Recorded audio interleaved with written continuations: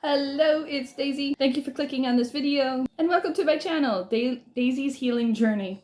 It's been a very long year since I have posted a video, mostly due to the fact that I didn't have the equipment to do so, but I do now. I was really surprised to see that my most watched video was about carnivore and degenerative spinal stenosis. So I figured I'd take a quick moment to update about that and how that's going. Am I still carnivore? Short answer, no. Long answer, because once I became diagnosed with binge eating disorder, I really had to pump the brakes on all diet. I had to improve my relationship with food, and that became my focus. So weight loss on one hand kind of became less important as compared to healing binge eating disorder and repairing my relationship with food. Unfortunately, weight loss took a big hit because of that. So what about the degenerative spinal stenosis? I still have it. I still have degenerating discs in my lumbar area on my spine. Last MRI I had, my discs were bulging. They were no longer herniated, but it's always going to be a weak point. That's always going to be a spot where if I do something wrong, that's going to be the first to go. I don't love that at all. My father has had re-injured and re-herniated the same disc in his back a few times in the past 20 years. The biggest proponents to helping with the pain there is chiropractor care and physical therapy. Physical therapy, I believe, lasted about 6 months, and every month since I have seen the chiropractor. An MRI, a different MRI showed that I had bulging discs in my neck, which explained a lot. I was scared that they were going to herniate at some point, but since it's a neck, it's a bit easier to manage. Plus, every time I visited the chiropractor, he did adjustments on my neck already.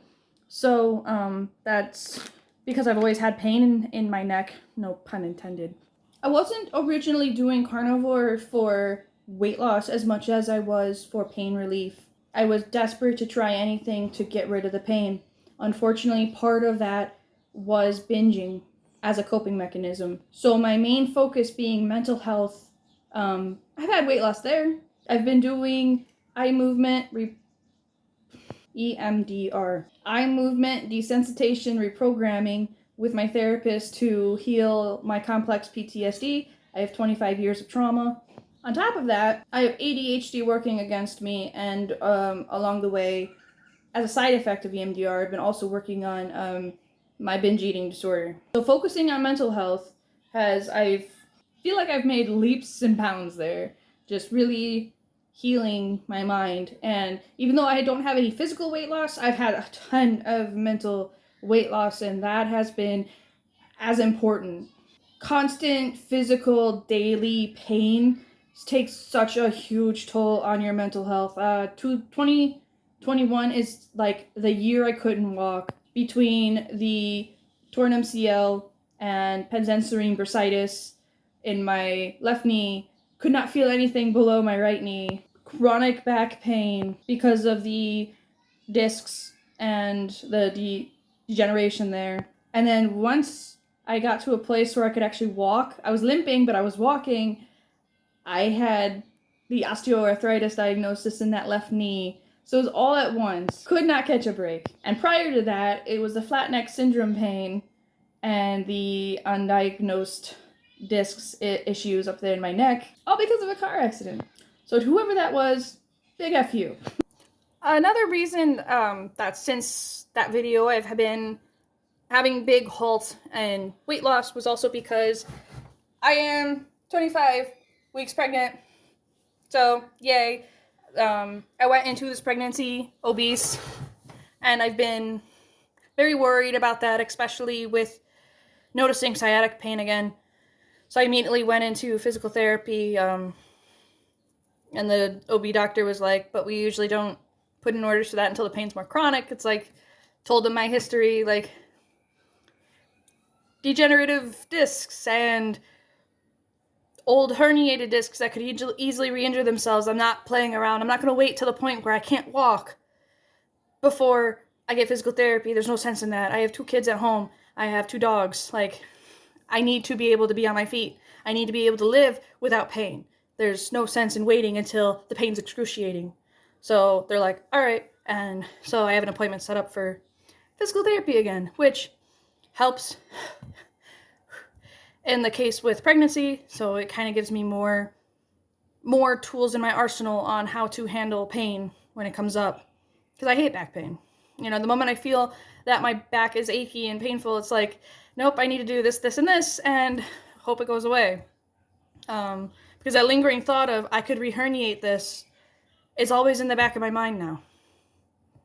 And that's not fun. Would I go back to carnivore? I would at least view carnivore as a tool in my toolbox. It is something, it's a way of eating that I could do for a specific purpose, whether it's trying to detox, whether it's trying to lower inflammation, whether it's trying to like get into ketosis. Not a concern while pregnant, but in the future, I would kind of view it as a tool rather than a way of eating per se. At least right now, that's how I feel about it. I am nervous about sticking to a restrictive diet like low carb, keto, carnivore.